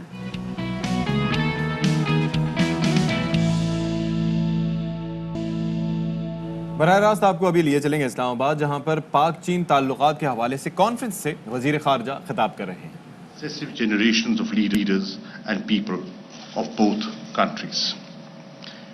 We support each other on our respective core issues. Pakistan has always upheld one China policy and supported China on Taiwan, Tibet, Xinjiang, Hong Kong, and South China Sea issues. China has stood by Pakistan in supporting our key strategic, economic, and developmental priorities, while maintaining the principled and just stance. China has supported Pakistan on Jammu and Kashmir dispute. Collectively, we have rendered incredible sacrifices to preserve and promote our shared goals and common values despite formidable challenges. Our all-weather strategic cooperative partnership has become an anchor for peace and stability in the region. Ladies and gentlemen, Pakistan-China friendship is rooted deeply in the hearts and minds of the people of the two countries. We have the finest tradition of standing by each other through difficult times. In line with this tradition, our cooperation against COVID-19 pandemic remained exemplary. After the outbreak of COVID-19, Pakistan immediately dispatched essential medical supplies to China for its fight against COVID-19. President Dr. Arif Alvi traveled to Beijing. चलें जी, वज़ीर आज़म साहब इस्लामाबाद में conference से खिताब कर रहे थे और ज़ाहिर है कि पाक चीन ताल्लुकात बहुत अजीम ताल्लुकात हैं और चाइना ने हमेशा पाकिस्तान का साथ दिया और CPEC भी इसी सिलसिले की एक बड़ी कड़ी है। बिल्कुल जी, अब आगे बढ़ते हैं और आपके साथ एक अच्छी खबर हम ये शेयर करते हैं। वज़ीर आज़म इमरान खान की कोरोना से निपटने की कामयाब हिकमत अमली का एतराफ़ अब आलमी सतह पर मुसलसल किया जा रहा है। वबा में मामूलात ज़िंदगी बहाल रखने पर पाकिस्तान ने तरक्की याफ्ता ममालिक को भी पीछे छोड़ दिया है। आप यहाँ पर हैरान भी होंगे कि ग्लोबल नॉर्मलसी इंडेक्स में जो पाकिस्तान का है वो तीसरा नंबर है, जबकि पहले देखा जाए तो हांगकांग और फिर पहले नंबर जो फिर हम देखते हैं दूसरे नंबर पर न्यूजीलैंड आता है। जी बिल्कुल, और जाहिर है कि हम ये देख सकते हैं कि जो ओवरऑल सिचुएशन है वो बड़ी अच्छी रही है। तो नौशीन हामिद हमारे साथ इस वक्त मौजूद हैं, पार्लिमानी सेक्रेटरी बराए सेहत हैं। अस्सलाम वालेकुम नौशीन साहिबा। डॉक्टर साहबा फरमाइएगा कि हम ये देख सकते हैं कि पाकिस्तान के लिए बड़ा अच्छा हम ये देख रहे हैं कि एक तरह से एजाज़ है कि ग्लोबल नॉर्मलसी इंडेक्स में हम जनाब तीसरे नंबर पर आ गए हैं। तो आगे क्या स्टेप्स आप देख रहे हैं मजीद बेहतरी के लिए? जी बिल्कुल देखिए, इसमें सबसे बड़ी अचीवमेंट हमारी ये है कि जहाँ पे बड़े बड़े डेवलप नेशंस की इकोनॉमीज नेगेटिव ग्रोथ में चली गई, پاکستان کی پالیسیز جو تھی اس کی وجہ سے ہماری اکانومی جو ہے وہ اس طریقے سے سفر نہیں کی اور معیشت کا پہیہ چلتا رہا اور انڈسٹریز بھی ہماری چلتی رہی. ہماری ایکسپورٹ جو ہے اس کووڈ کے زمانے میں جب باقی ملکوں میں نیگیٹو میں جا رہی تھی ہماری ایکسپورٹ نے ریکارڈ اضافہ دکھایا. تو یہ چیزیں ڈیفینیٹلی جو ہے یہ پوری دنیا میں اس کو اپریشیٹ کیا گیا. بڑی اچھی بات ہے. اور ڈاکٹر صاحبہ اگر ہم جب ہانگ کانگ کی بات کرتے ہیں اور اس کے ساتھ جب ہم نیوزی لینڈ کی بات کرتے ہیں تو نیوزی لینڈ میں ابھی بھی ہم دیکھ رہے ہیں کہ پابندیاں انہوں نے ایک سال اتنی زبردست قسم کی پابندیاں کر دی کہ وہاں پہ جو ان کی پوری ٹورزم کو انہوں نے چینج کر کے رکھ دیا. نہ وہ لوگ جا سکتے تھے نہ وہاں سے لوگ آ سکتے تھے. اور ہانگ کانگ کی بھی صورتحال تھی, بڑا سخت قسم کا لاک ڈاؤن ان ممالک نے کیا. ہم نے کیا ایکسٹرا آرڈنری کیا کہ ہمارا نمبر جو ہے وہ تیسرے نمبر پہ آ گیا, یعنی کہ فوراً ان دونوں ممالک کے بعد. لو جی چلیں جی کوشش کریں گے کہ نوشین حامد صاحبہ سے ہم دوبارہ سے بات کریں گے. بڑی زبردست بات ہے کیونکہ بڑی کامیاب حکمت عملی اپنائی گئی وزیر اعظم عمران خان اور حکومت وقت کی جانب سے. اچھا اس کے ساتھ ساتھ ایک اور چیز بھی, اللہ کی مدد بھی ہمیں حاصل رہی. اچھا حکومت نے سب سے پہلا کام یہ کیا, بالکل معجزاتی, اور ساتھ ہی ایک اور چیز بڑی اچھی رہی کہ ایک تو وزیر اعظم صاحب کو یہ علم تھا کہ ہماری اکانومی جو ہے وہ ترقی یافتہ ممالک جیسی نہیں ہے, اور اگر ہم نے سب کچھ بند کر دیا تو پھر لوگ کھائیں گے کیا. بالکل اگر کورونا سے بچیں گے تو بھوکے مر جائیں گے. تو ایک NCOC کا ادارہ بنایا گیا تاکہ تمام صوبے اس کے اندر کوآرڈینیٹ کر سکیں, اپنی تجاویز سے نواز سکیں, اور پھر اور روز میٹنگ ہوتی تھی, اور اسد عمر صاحب کا بھی بڑا اہم کردار ہے. بالکل جی. اسی بنا پر فیصلے لیے گئے, لاک ڈاؤن کا فیصلہ کیا گیا, بہت سے فیصلے لیے گئے, لوگوں سے اپیلیں کی گئیں, اور لوگوں نے کسی حد تک سنا, کسی حد تک اب بھی انہیں مزید کام کرنے کی ضرورت ہے. لیکن پتہ یہ ایک کیس سٹڈی بنتی ہے, یہ آگے جا کے لوگوں میں پڑھانا چاہیے کہ ایک ملک جہاں پہ پہلے بہت سارے لوگ پہلے تو کورونا پہ یقین نہیں کر رہے تھے, لیکن اس کے باوجود حکومت وقت نے اور بہت سارے لوگ یہ کہہ رہے تھے کہ جی آپ کمپلیٹ لاک ڈاؤن کر دیں, لیکن کیونکہ ہمارا شمار ابھی بھی somehow unfortunately third world countries میں ہوتا ہے تو ہمارے لیے ممکن نہیں ہے کہ ہم تمام تر چیزیں بند کر کے بیٹھ جائیں. سسٹین اور سروائیو کر وہ ہم نے آلریڈی بڑی غربت کاٹی ہے اور ابھی مہنگائی سے ابھی بھی فائٹ کر رہے ہیں, لیکن تمام تر حالات میں آگے بڑھ جانا اور پھر اس کے بعد گلوبل نارملسی انڈیکس میں تیسرے نمبر پہ آنا, اٹس اے بگ اچیومنٹ. جی جناب, اور لیکن پھر بھی ابھی بہت کچھ مزید کرنا ہے, کیونکہ نیوزی لینڈ وہ ملک تھا جس میں سب سے پہلے کورونا کا خاتمہ ہوا, اور انہوں نے ناخن چنے چبائے تھے. آئی ریممبر کہ ہماری ٹیم بھی جب گئی تھی تو کافی ان کے لیے مشکلات پیدا کی. چلے جی آگے بڑھتے ہیں, پانی کے مسئلے کے حوالے سے بات کرتے ہیں. پانی کی تقسیم کے معاملے پر سندھ حکومت کی جانب سے وفاق اور ارسا پہ الزامات کا سلسلہ جاری, اور اب بلوچستان حکومت کی جانب سے سندھ پر پھر پانی چوری کا الزام لگایا جا رہا ہے. ہف ٹائم سے پانی روکنے کی دھمکی بھی دی گئی ہے. اور ترجمان بلوچستان حکومت لیاقت شاہوانی یہ کہتے ہیں کہ بلوچستان کو وفاق نہیں, سندھ حکومت سے مسئلہ ہے. سندھ حکومت بلوچستان کی زمین بنجر کرنے پر تلی ہوئی ہے. جو ہے بلوچستان کی جو زرخیز زمین ہے ان کو بنجر کرنے پہ تلی ہوئی. سندھ گورنمنٹ پنجاب سے کمپلین کر رہا ہے, وہ صرف 17% ان کو کمی کا سامنا ہے. سندھ جو ہے بلوچستان کو 42% شارٹ فال پہ ہمیں پانی فراہم کر رہی ہے, تو ہمیں نقصان ہو رہا ہے 75 سے 77 ارب روپے. بلوچستان اینڈ ٹیل پہ ہے, اور ارسا کا جو پانی ہے وہ تھرو سندھ جو ہے بلوچستان کو ملتی ہے. ہمارا حصہ جو ہے گزشتہ 20 سال میں سندھ نے کبھی پورا نہیں دی.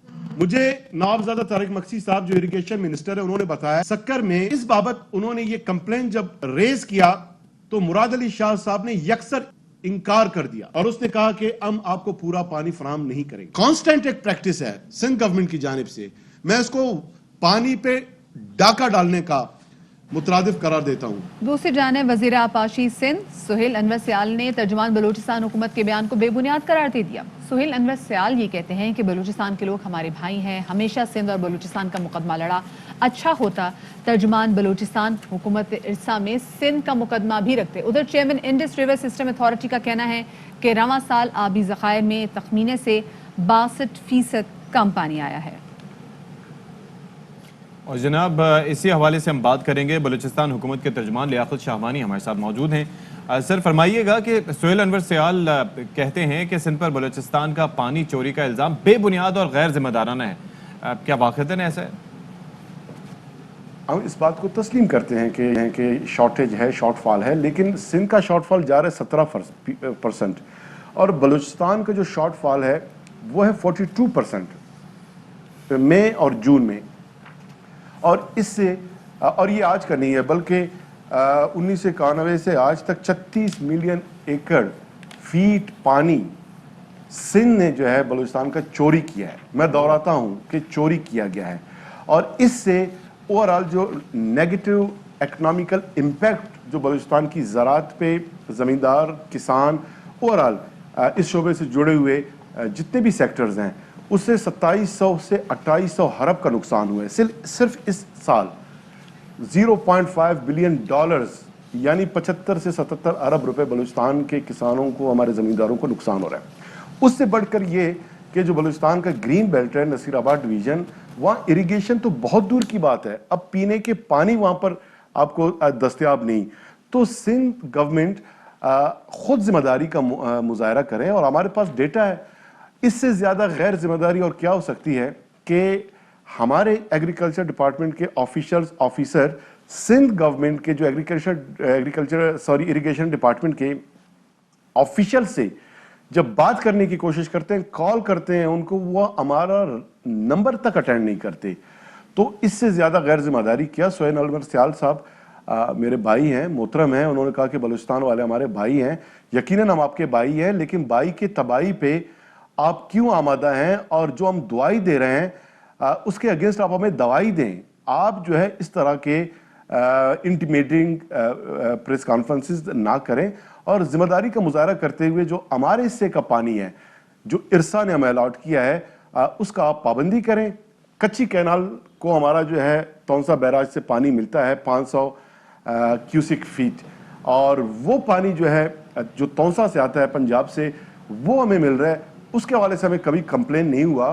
तो क्या हमारी कोई जातियत है सिंध गवर्नमेंट के साथ? अच्छा, जो हम एक बात बताएं, जैसे भी बलूचिस्तान हुकूमत की जानिब से आपने कहा जी हम हब डैम से पानी रोक देंगे, तो आपको लगता है इस धमकी देने से कोई फायदा होगा, मसला हल हो जाएगा? मैं इसको मसले का हल तो नहीं समझता, लेकिन अगर सिंध गवर्नमेंट अटदर्मी पे कायम रहेगी, स्टबर्नेस का मुजाहरा करेगी और वज़ीर आला मुराद अली शाह साहब स्टेट ऑफ डिनायल से नहीं निकलेगी, तो फिर हम भी बलूचिस्तान के अवाम को जवाब दे हैं। बलूचिस्तान के अवाम हमसे ये सवाल पूछते हैं, बारहा उन्होंने पूछा है, इस पे क्वेश्चन रेज कर रहे हैं कि सिंध गवर्नमेंट जब हमारा पानी रोकता है तो फिर हम सिंध को अब डैम से पानी क्यों दें। तो ये बलूचिस्तान के अवाम का एक कलेक्टिव डिमांड सामने आ रहा है और हम बलूचिस्तान के अवाम के मुफादात, उनके एहसासात, उनके जज्बात के नुमाइंदा हैं। हम अपने अवाम के जो एहसासात हैं उसको मद्देनज़र रखते हुए हम कथन नहीं चाहते। कराची के अवाम हमारे भाई हैं, हमारे बहनें हैं, वहाँ रहते हैं, सिंध हमारे भाई हैं, लेकिन ये भाई बंदी जो है रेसिप्रोकल होना चाहिए, वन वे नहीं होना चाहिए। आज तक जो CCI है मुख्तलिफ प्लेटफॉर्म पे इस क्वेश्चन को हम रेज करते रहे हैं, लेकिन सिंध गवर्नमेंट जो है वो हमारे इस शराफत का नाजायज़ फ़ायदा उठाते हुए हमेशा हमारे इन ऑब्जर्वेशंस को, हमारे इन रिजर्वेशंस को वो नज़रअंदाज करती रही है। अब हम बहालत मजबूरी, और मैंने मीडिया टॉक में भी बलूचिस्तान गवर्नमेंट का जो मौक़िफ़ है वो यही बताया कि बहालत मजबूरी अगर सिंध जो है रेसिप्रोकली रिस्पॉन्ड नहीं करता तो फिर जो तरीक़ाकार उन्होंने इख्तियार किया है हम उसी तरीक़ाकार को एज इट इज़ रिस्पॉन्ड करने पे मजबूर हो जाएंगे। ठीक है जी, बहुत शुक्रिया शाहवानी साहब। और रेसिप्रोकल होना चाहिए और बिलाशुबा मुश्तरका मुफादात काउंसिल में भी इस मामले पर बात होनी चाहिए, क्योंकि ये पहले से बलूचिस्तान इल्ज़ाम लगाता रहा है कि जी चूंकि पानी उनके हिस्से का सिंध का महकमा आपाशी यानी कि सिंध का इरिगेशन डिपार्टमेंट कंट्रोल करता है, तो अपनी मर्जी से उनका पानी रोकते रहते हैं। तो अगर ऐसा है तो ऐसा नहीं होना चाहिए। चलो जी, बलूचिस्तान के शहरियों के लिए भी आसानी चाहिए और सिंध के शहरियों के लिए भी। यहाँ पर वक्त हो गया आपसे इजाज़त लेने का। अपना बहुत सारा ख्याल रखिएगा। शादरी आबादी और कोरोना से कोसों दूर रहें। अल्लाह हाफ़िज़। अल्लाह हाफ़िज़।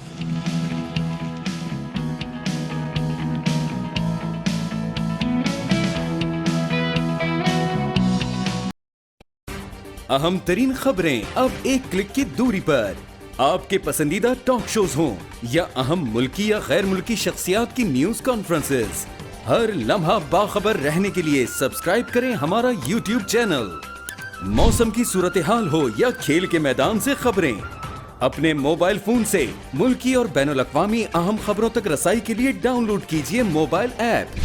बावसूख ज़राए से मुसद्दिका खबरों, तज्ज़ियों और तबसरों से मुस्तफीद होने के लिए विजिट कीजिए पाकिस्तान की सबसे बड़ी न्यूज वेबसाइट www.arYnews.tv। इन सब के अलावा पाकिस्तान का सबसे बड़ा फेसबुक पेज हो, सबसे बड़ा न्यूज इंस्टाग्राम अकाउंट या फिर ट्विटर, ARY न्यूज पहुंचा रहा है खबरें सबसे पहले आप तक, ताकि आप रहें हर लम्हा बाखबर।